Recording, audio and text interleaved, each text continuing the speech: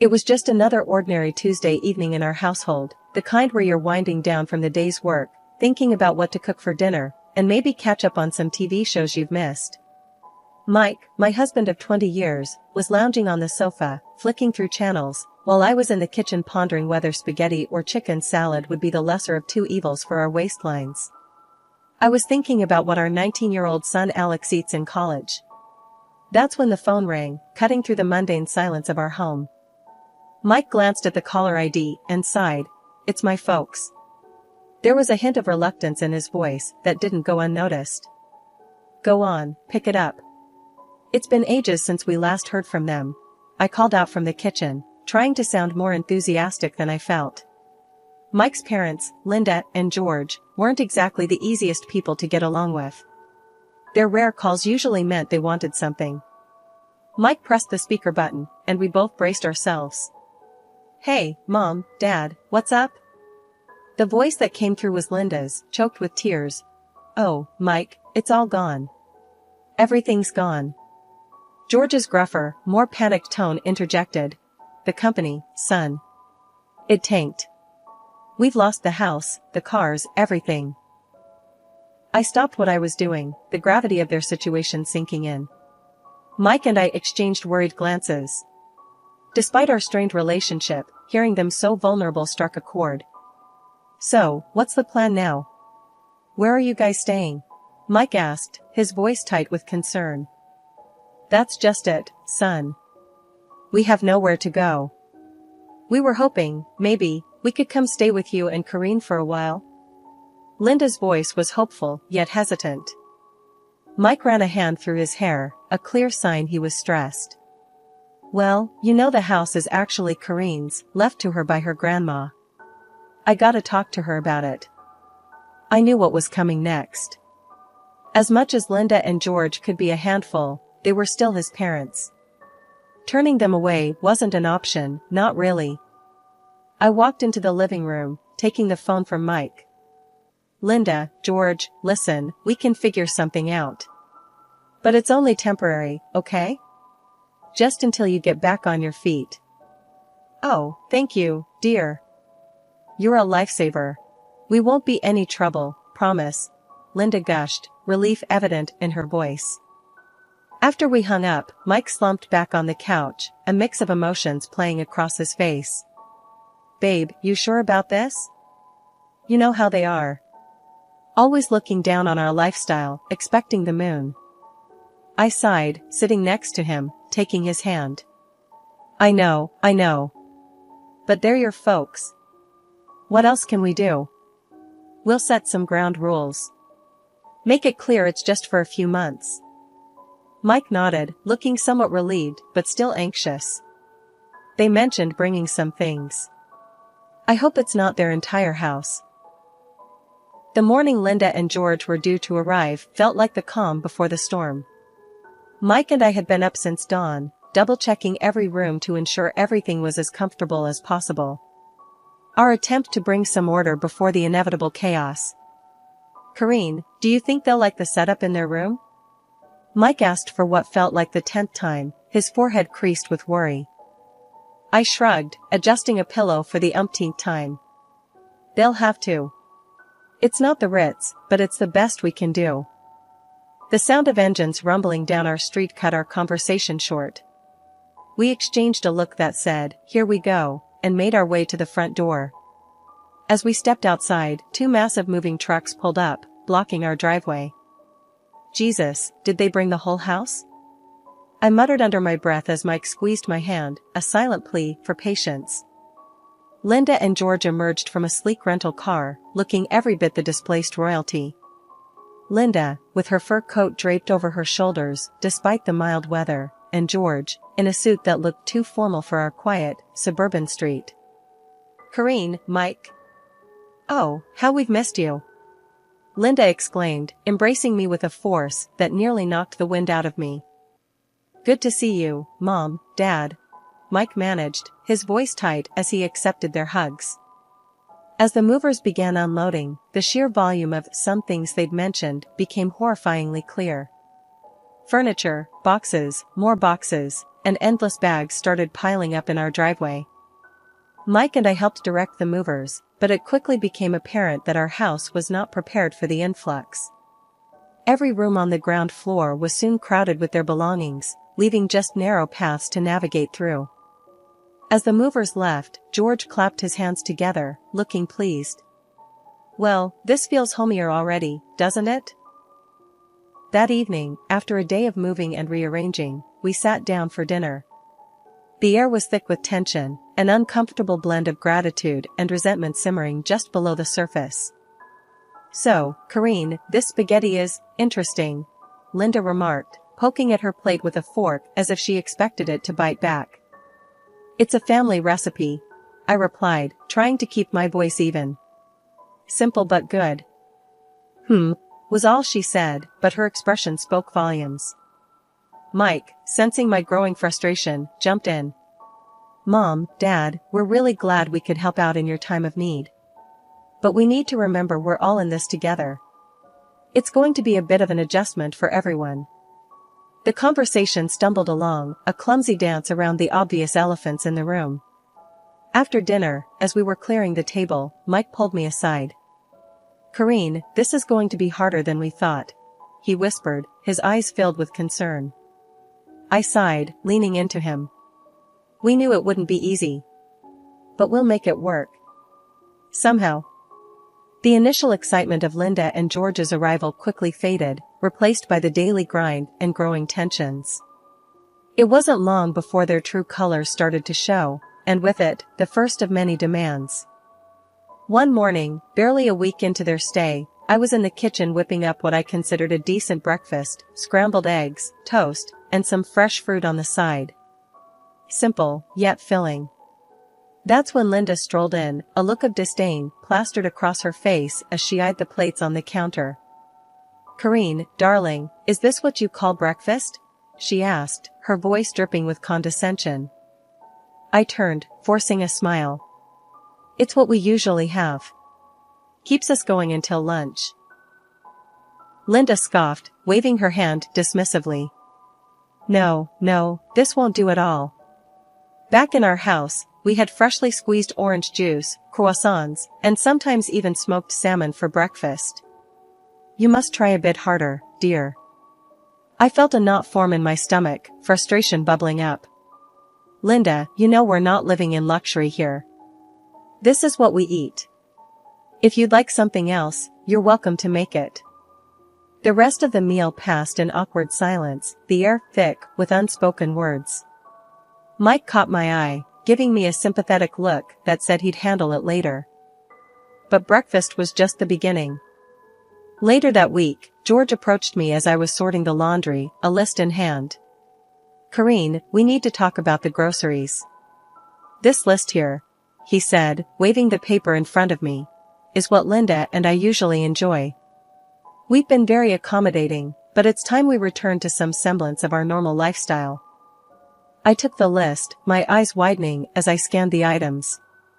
Marbled steaks, exotic fruits, imported cheeses. The price of these items would blow our grocery budget out of the water. "George, you do realize we're on a budget, right? We can't afford these things on a regular basis." He frowned, crossing his arms. "Well, you'll just have to make do, won't you? We can't be expected to live like this. It's beneath us." I was at a loss for words. The audacity of their demands, their complete disregard for our situation, it was all too much. That night, I vented to Mike, my patience wearing thin. He promised he would talk to them. But talking seemed to do little good. Linda and George remained firmly planted in their bubble of entitlement, making life increasingly difficult for us. The breaking point came when Linda refused to eat the chicken casserole I had prepared for dinner, calling it peasant food. She demanded we order takeout from a pricey restaurant instead. "Listen, Linda, we're doing our best here," I snapped, my patience finally gone. "This is what we're having. If you don't like it, then I'm sorry, but that's just too bad." Her face went red, and for a moment, I thought she might actually explode. This is no way to treat your guests, Karine. We are your elders, and you should be showing us more respect. Mike stepped in, his tone firm. Mom, Dad, you're not guests. You're living here because you have nowhere else to go. Karine's right. We can't afford to eat out or buy expensive groceries. You need to respect that this is our home and our rules. The conversation ended with Linda storming off to her room, George following closely behind, muttering about ungrateful children. A whole month had gone by since Linda and George turned our lives upside down. It started with them making a scene at breakfast one morning, both of them clutching their stomachs and making a big show of how our average food was wreaking havoc on their digestion. This bread, it's like eating cardboard. And don't get me started on the eggs. My stomach's been in knots. Linda complained, her voice teetering between a whine and a demand. George chimed in with a groan, I haven't felt right since we got here. We need proper food, not this peasant fare. Feeling cornered and wanting to keep the peace, I caved. I started buying the fanciest groceries I could find for them, while Mike and I resorted to fast food just to save on costs. Fast forward a month, and I'm sitting at the kitchen table, receipts scattered in front of me. My heart sank as I tallied up the numbers. We were spending double on groceries compared to before Linda and George's arrival. And that wasn't even touching on the water bill, which had skyrocketed thanks to Linda's newfound love for long, luxurious baths. Enough was enough. That evening, as I served dinner, the contrast couldn't have been starker. Linda and George were tucking into their gourmet dishes, while Mike and I nibbled on cheap takeout. My frustration boiled over. Listen up, I started, my voice steady but firm. This can't go on. We're blowing through our budget trying to cater to your tastes. From now on, we're all eating the same food. No more special treatment. Linda looked up, her fork paused midair. You can't be serious. This food is the only thing keeping our health from plummeting in this hovel. George nodded in agreement. Exactly. You expect us to eat fast food? That's absurd. You're being incredibly selfish and lazy, Karine. Their words stung, but I was past caring about their opinions. Before I could retort, Mike slammed his fist down on the table, a rare show of anger from him. That's enough, he barked. You're living under our roof, in Karine's house.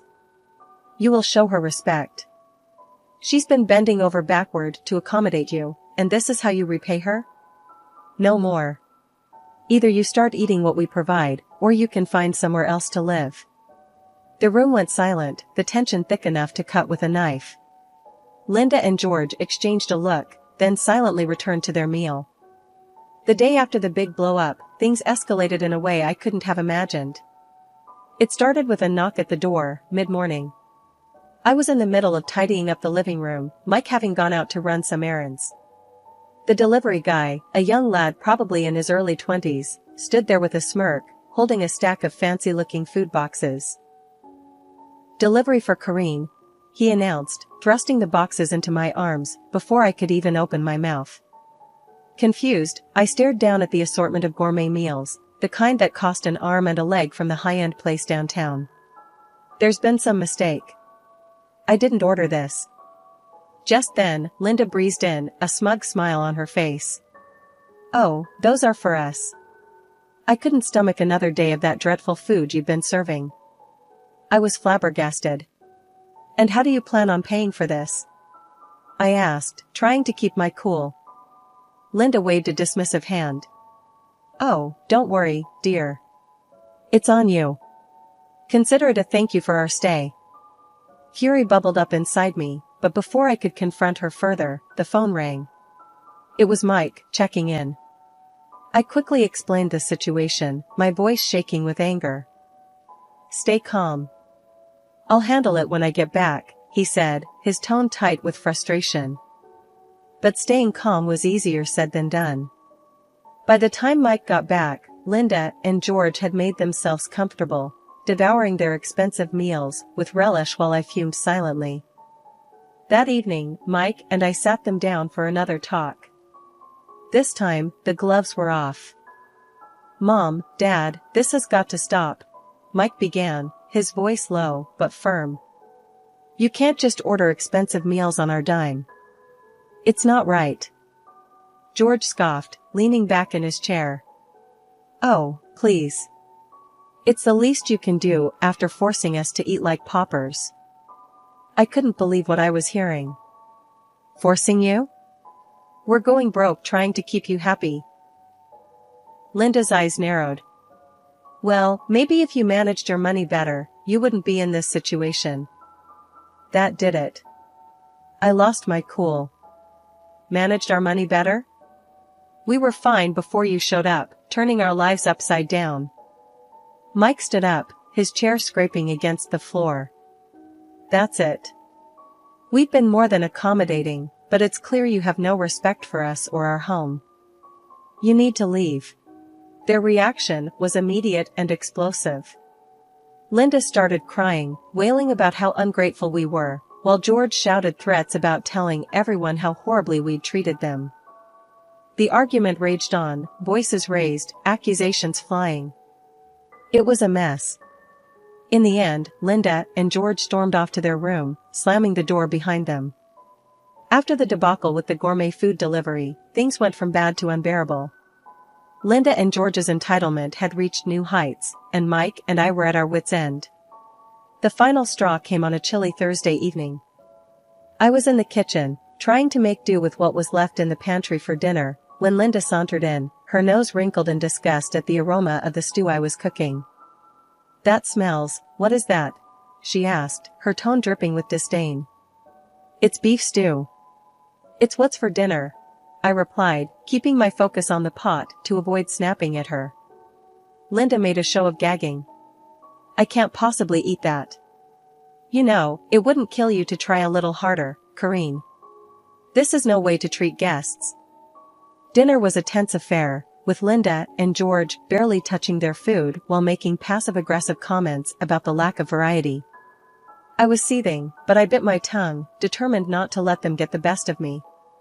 After dinner, Mike and I were cleaning up when Linda approached us, a smug look on her face. "I've been thinking," she began, "with the holidays coming up, it would be nice to have a new coat. Something warm and stylish." I stopped in my tracks, staring at her in disbelief. "A new coat? With what money, Linda?" "Oh, I thought you could use the money you've set aside for, what was it?" "Oh, yes, your son's college fund." That was it. The last straw. Without hesitation, I picked up the phone and called the one person I knew could turn the tide, my grandmother. Gran, despite her age and residing in a nursing home, had always been the matriarch of our family, her word law. After I spilled out the whole sorry saga, she huffed in disbelief. "This nonsense has gone on long enough," Gran declared, her voice crackling with resolve over the phone. "I'm coming to stay for a bit. We'll sort this mess out together." True to her word, a couple of days later, Gran arrived, wheelchair and all, ready to reclaim her territory. As she rolled into the living room, commandeering the space with her presence, Linda and George looked on in shock. "I'll be staying on the ground floor," Gran announced, scanning the room filled with Linda and George's belongings. "So, all this," she waved a dismissive hand around, "needs to go upstairs." Linda's face turned a shade of red I didn't know was possible. "You can't just come in and demand." Gran cut her off with a look that could freeze lava. "This house? It's still mine. Corinne and Mike are here because I allow it. And that means I can kick you out whenever I please." The threat hung in the air, heavy and undeniable. Within hours, Linda and George were scrambling to call movers, their complaints and protests drowned out by Gran's unwavering stance. As their furniture and countless boxes were hauled up the stairs, Gran turned to me, a twinkle in her eye. "Now, let's see if they still feel entitled to steak dinners and new coats." Gran's strategic maneuvering had just begun to unfold in our household. The air was charged with anticipation as we gathered in the living room, the scent of freshly brewed tea mingling with the tension. "Now," Gran began, her voice steady, we need to address the matter of rent." Linda scoffed, crossing her arms. "Rent? Why should we pay rent when Karine and Mike don't?" Gran smiled, a glint in her eye. "Karine and Mike live here under my grace. They contribute to the household in many ways.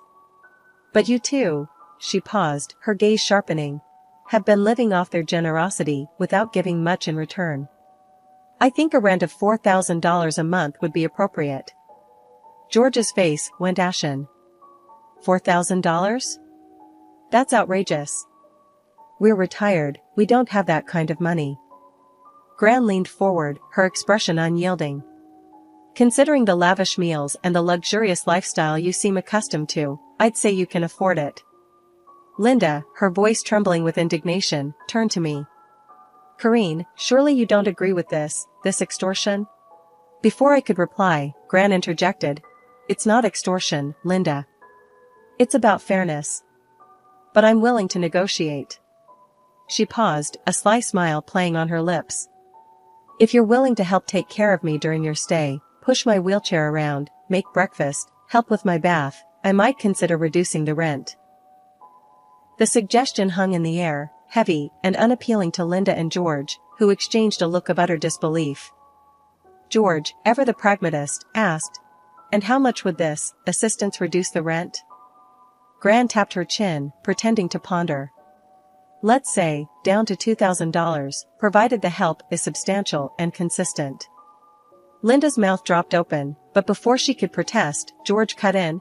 "And if we refuse?" Gran's response was swift and final. "Then you're welcome to find somewhere else to live. This house," she gestured around, "will no longer be your refuge." The ultimatum was clear. Linda and George, faced with the prospect of actually working or paying a hefty rent, seemed to shrink in their seats. The following days were a flurry of hushed conversations and frantic phone calls as they scrambled to find an alternative. Eventually, they announced they had found a small apartment and would be moving out immediately. The process was swift, their belongings packed and removed with a speed that suggested eagerness to leave the situation behind. As their car disappeared down the driveway, Gran turned to Mike and me, her expression softening. "I know it was tough, but it was necessary. You two need your space, and they need to stand on their own." Mike wrapped an arm around Gran, gratitude in his eyes. "Gran, you've done more for us than we could ever repay." "Thank you." In the weeks that followed, Gran became more than just a guest, she was a guardian of our home's harmony, a role she played with a blend of sternness and love that only she could manage. In the calm that followed Linda and George moving out, our house felt like it was finally breathing again. Gran, Mike, and I gathered in the living room one night, the gentle hum of the evening wrapping around us, making the space feel sacred after the storm we'd weathered. Breaking the quiet, Gran's tone turned playful. "Well, as much as I've enjoyed the drama, I think it's time for me to head back. The nursing home misses its most troublesome resident." Mike and I shared a look, already dreading her departure. "Gran, this house is always open for you." "It's not really home without you," I managed, my voice heavy with emotion. Gran gave my hand a squeeze. "And you're always in my heart. But don't worry, I'll be back to stir things up now and then." We laughed together, a sound that felt like healing. As we said our goodbyes to Gran the next day, watching her taxi disappear, Mike and I knew we were ready for whatever came next. Together. Our home, once a battlefield, was now a symbol of our resilience, a place where love and boundaries found their balance. And as we stepped back into the quiet of our living room, ready to face the future, I felt deeply thankful for the journey that had brought us here, for the family we were, and for the lessons we'd carry forward. A few weeks later, we heard from a mutual acquaintance that Linda and George were living in a small apartment, having sold most of their belongings to cover their debts. The news came as a bittersweet confirmation of the new chapter they, too, were embarking on, a life defined by the consequences of their choices, leaning on each other, perhaps for the first time in a long while. Reflecting on this, Mike and I realized the true depth of the changes we'd all undergone. Our home was peaceful once more, and though the journey had been rough, it had taught us the true meaning of family, resilience, and love.